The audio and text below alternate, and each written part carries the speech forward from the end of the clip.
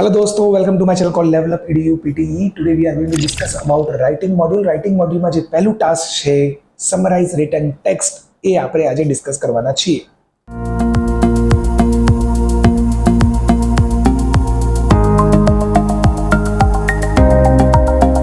So what is there in writing?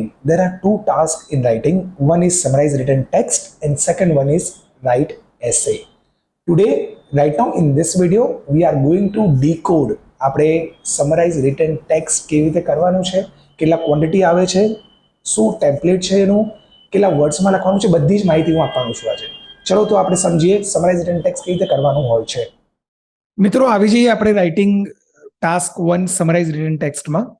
સો પહેલું જે task છે એ તમને આવું કશું દેખાશે રાઇટિંગમાં. summarize written text, the notification જે instruction છે એવું કહે છે read the passage below and summarize it using one sentence. Type your response in the box at the bottom of the screen. You have 10 minutes to finish the task. Your response will be judged on the quality of your writing and how well your response presents the key points in the passage. So there is a big passage here. There is a timer, you can see bottom ma right hand side par there is a timer. And on the left hand side, there is a word counter. Okay. There is an option of cut, copy, paste.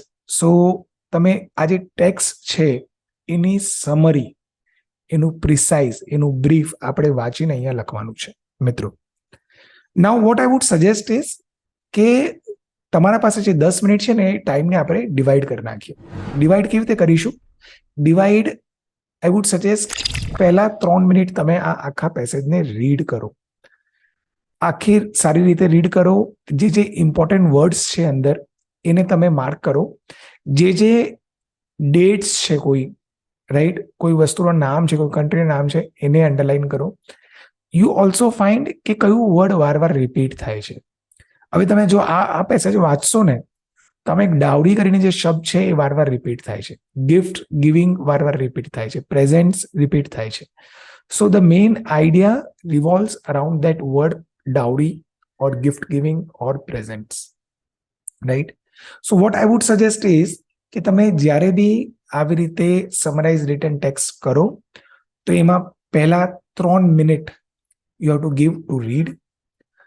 Another 5 minutes you have to use to write the summary of the text.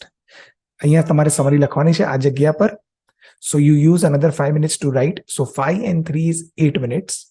બીજા જે 2 minute રહ્યા લાસ્ટમાં એ તમારે proof reading કરવાનું છે.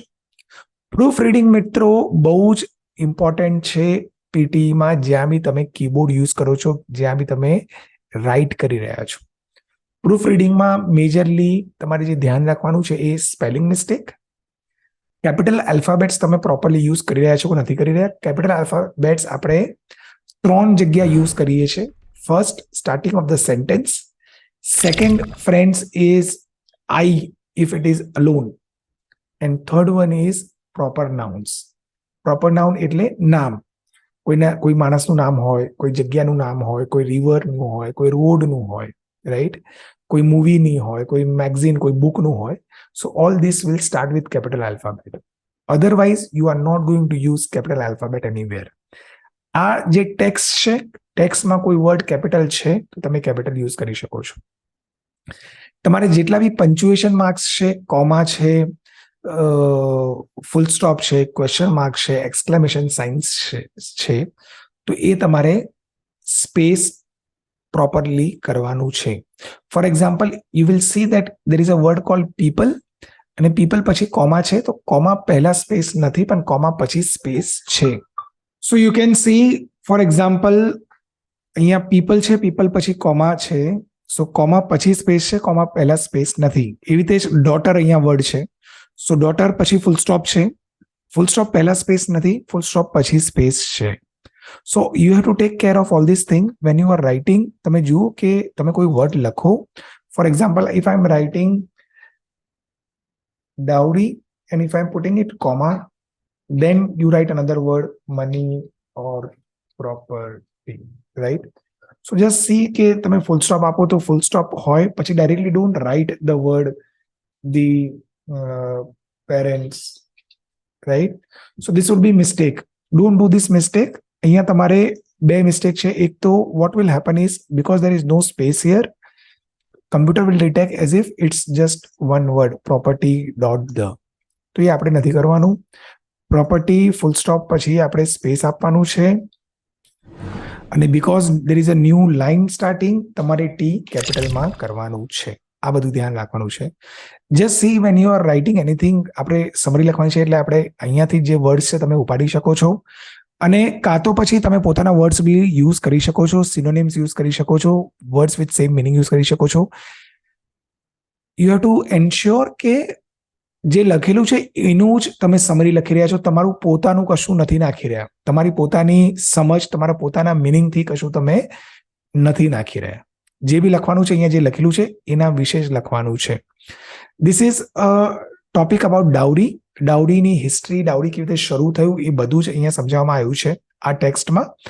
But then I would suggest કે તમે જ્યારે બી આની સમરી બનાવો તો જે હિસ્ટ્રીમાં કેવી રીતે ડાઉરી શરૂ થઈ, દહેજ પ્રથા કેવી રીતે શરૂ થઈ આખી દુનિયામાં, એ બતાવવામાં આવ્યું છે. મેં ઘણા સ્ટુડન્ટ્સને મિત્રો જોયું છે કે જ્યારે લખે છે ને તો દે રાઇટ ડાઉન દહેજ પ્રથા સારી વસ્તુ નથી. I have also scene students writing કે દહેજ પ્રથા ફાધર માટે એક બર્ડન થઈ જાય છે. બટ એ બધી વસ્તુઓ અહીંયા ક્યાંય બી પેસેજમાં મેન્શન નથી કરેલી. એટલે તમારું જે સમજ છે ટોપિકનું, તમારી જે પરસેપ્શન્સ છે એ બધી વસ્તુઓ આપણે આમાં નથી એડ કરવાનું. આપણે ફક્ત ને ફક્ત જે અહીંયા પેસેજમાં લખેલું છે એ જ બધી વસ્તુઓ લખવાની છે. નાઉ સપોઝ ઇફ યુ સે કે મારે સર સેન્ટેન્સ કન્સ્ટ્રક્શન કરતા નથી ફાવતું, સેન્ટેન્સ બનાવતા નથી ફાવતું, તો તમે શું કરી શકો છો? You can pick sentences from here.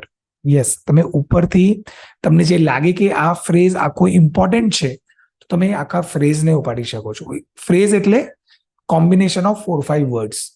તમને કોઈ લાગે છે કે વાક્ય ઇમ્પોર્ટન્ટ છે તો તમે વાક્ય ઉપાડી શકો છો. તમે એવું કરી શકો છો કે ઉપરથી ક્યાંય ઉપરના પેરેગ્રાફથી તમને લાગે છે કે આ 5-6 વર્ડ્સ ઇમ્પોર્ટન્ટ છે.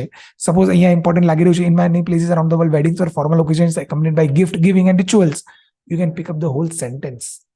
પછી તમને અહીંયા વચ્ચેથી ક્યાંય કોઈ વસ્તુ ઇમ્પોર્ટન્ટ લાગે છે કે pays the bride's family for the loss of their daughter, then you can pick that also, right? During and after the Middle Ages, young girls in rural areas typically received dowry bed when she turned 12.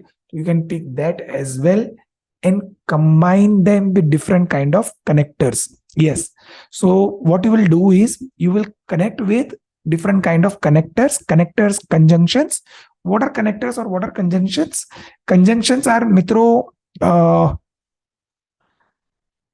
but, so, thus, for, hence, as.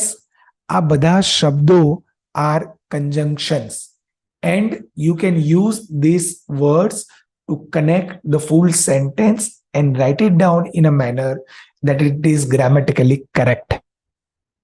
And just click next. I would say you have to write down the summarize written text in 50 to 70 words only, right? One sentence only. What do I mean by one sentence? Means one full stop at the end. બસ આ બે વસ્તુ બહુ strongly ધ્યાન રાખવાની છે. And use your connectors, combine the sentence, finish in 10 minutes and do next. I would also suggest તમારે time બચાવવાથી કશું થવાનું નથી મિત્રો અહીંયા. So do not save time. Don't feel કે હું 8 મિનિટમાં પતાવી દઉં કે 6 મિનિટમાં પતાવી દઈશ અને મને એસેમાં વધારે ટાઈમ મળી જશે રાઇટિંગનો જે બીજો ટાસ્ક છે. સો ફૂલ ટાઈમ યુટિલાઇઝ કરો, સારી રીતે યુટિલાઇઝ કરો. Don't rush, don't run. Do it properly. Just see that you are not making spelling mistakes, plural wala mistakes, capital mistakes, and you are good to go and you will be able to get good score in writing summarized written text. Summarized written text કેટલા આવશે? એક આવશે કાં તો બે આવશે. એક આવશે તો 10 મિનિટ, બે આવશે તો 20 મિનિટ મળશે તમને. યસ, So આ હતું tips and tricks. Let's move on to another task now. So આ હતું summarize written text. મેં તમને સમજાવ્યું properly summarize written text કેવી રીતે કરવાનું છે. I've also given you the template. I've also given you the cheat codes. I've also given you the hacks. Now you understand what are things that to be kept in mind, what is important. And now we will do another question type, write essay into the another video. So stay connected, keep following us, keep subscribing us, and do let me know into comment box કે તમારે શું જાણવું છે.